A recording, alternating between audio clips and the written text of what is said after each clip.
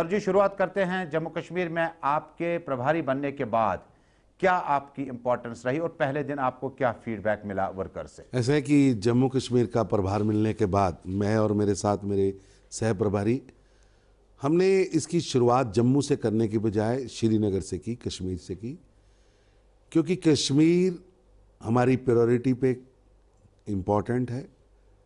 कश्मीर की जनता जो पिछले लगभग 7 दशकों से जिसको लूटा गया है, सताया गया है, जिसके अधिकारों का हनन हुआ है, उन लोगों को मिलने के लिए, उन लोगों को सुनने के लिए, उन लोगों को अधिकार देने के लिए भारत के प्रधानमंत्री श्री नरेंद्र मोदी जी, देश के गृह मंत्री श्री अमित शाह जी और भारतीय जनता पार्टी के राष्ट्रीय अध्यक्ष जे.पी. नड्डा जी लगातार प्रयास कर रहे हैं।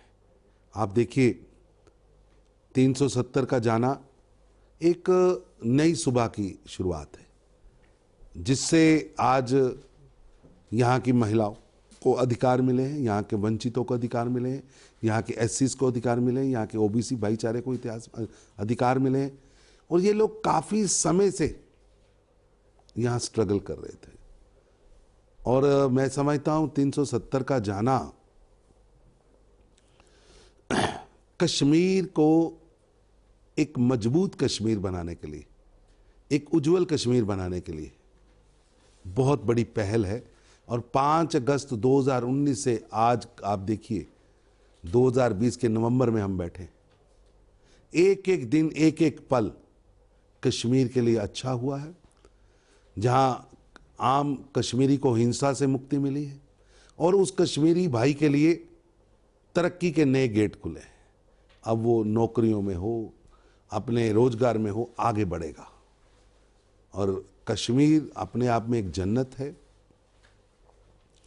जम्मू कश्मीर का अवाम बहुत इम्पोर्टेंट है हमारे लिए, और इस जन्नत को जिन्होंने बर्बाद किया, लोग उनका चेहरा भी समझ पा रहे हैं। और आप देखिए, टूरिज्म जो था यहाँ की सबसे बड़ी ताकत थी, उस ताकत को किसने खत्म किया? टूरिज्म एक ऐसी शक्ति थी जिसकी बदौलत कश्मीर का आम आवाम अपने बच्चों को बढ़िया भोजन, बढ़िया पढ़ाई, आगे चलने का शिक्षा देता था।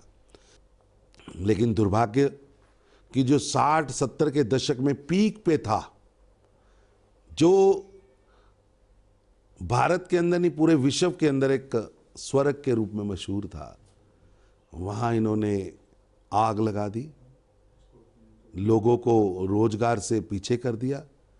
जो क्षेत्र ब्यूटी के लिए मशहूर था, वो आतंकवाद के लिए मशहूर हो गया। ये दुर्भाग्य है। तरुण जी, जब आप इसको डिटेल में लेते हैं, उसके बाद हमने देखा कि 4 अगस्त के बाद काफ़ी नेता जो थे बंद रहे, डिटेंशन में रहे, और जिस तरह से लगातार गृह मंत्री या प्राइम मिनिस्टर कहते हैं कि जम्मू कश्मीर में इन नेताओं का क्या रोल रहा, तो सवाल जनता का भी है कि लगातार उमर अब्दुल्ला एनडीए में मिनिस्टर रहे, महबूबा मुफ्ती चीफ मिनिस्टर रहीं, क्या उस वक्त इन पहलुओं को देखा नहीं गया कि ये चीज़ें जो हैं ये साथ में किस नहीं हो पाती? ऐसा है कि हमने बहुत प्रयास किया। और आप जो चीफ मिनिस्टर वाली बात करती हैं, हमारा गठबंधन शर्तों पे था कि अब जम्मू कश्मीर की जनता सरकार चाहती है, और सरकार ऐसी स्थिति में पहुंच चुकी थी कि सरकार अगर बनानी है, जनता के मैंडेट को समझना है, तो आपको गठबंधन करना पड़ेगा। लेकिन हमने एक मिनिमम मैनिफेस्टो को रखा सामने, कुछ विषय रखे, और केवल विकास के मुद्दों पर हमने समझौता किया। आइडियोलॉजिकली ना हम उनके नज़दीक थे, ना वो हमारे नज़दीक थे।